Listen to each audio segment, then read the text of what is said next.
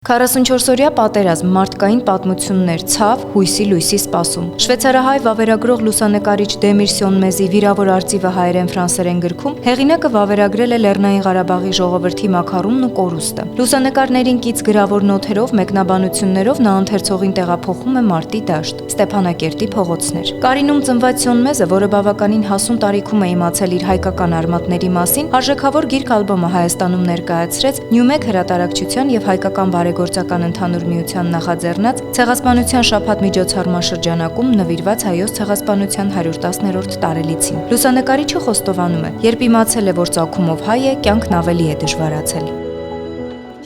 Ներգրավեցի հայոց ցեղասպանությանը վերաբերող միջոցառումներին, ինչն իմ կյանքն ավելի բարդացրեց։ 1978 թվականից սկսած եղել եմ բանտում, իսկ ավելի վաղ քաղաքական պայքարի մեջ էի։ Բանտից դուրս գալուց հետո սկսեցի զբաղվել լրագրությամբ, լուսանկարչությամբ, անդրադառնալով հասարակական քաղաքական թեմաների, ինչի պատճառով 1990 թվականին արտաքսվեցի երկրից։ Շվեյցարիայում կրկին սկսեցի լուսանկարչությամբ զբաղվել։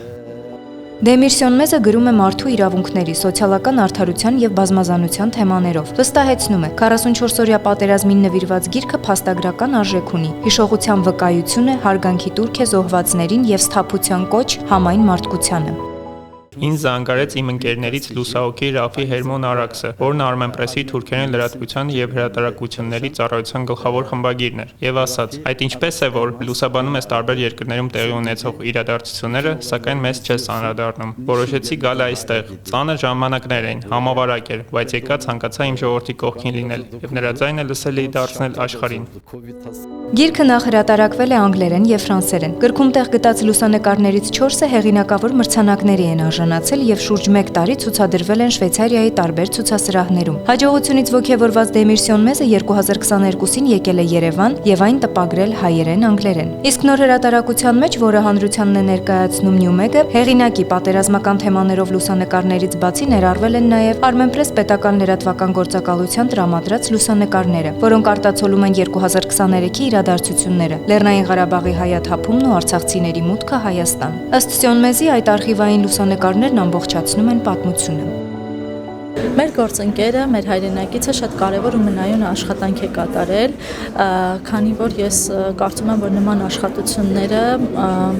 շատ մեծ նշանակություն ունեն, որպեսզի թույլ չտան ժամանակի մոռացության մատնվեն պատմական իրադարձությունները։ Armenpress լրատվական գործակալությունը եւս գիտակցում է իր հանձնառությունը պատմական իրադարձությունները փաստագրված, ճշգրիտ սերունդներին փոխանցելու հարցում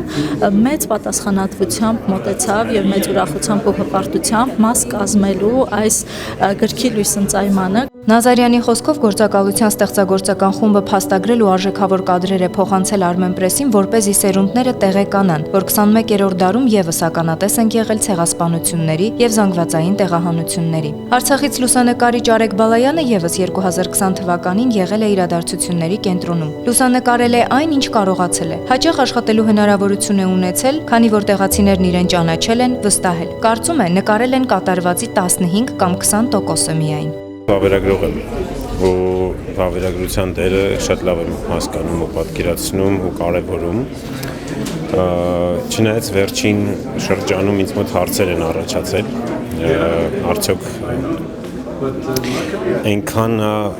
կարևոր ինչքան մեզ է թվում, կամ միգուցե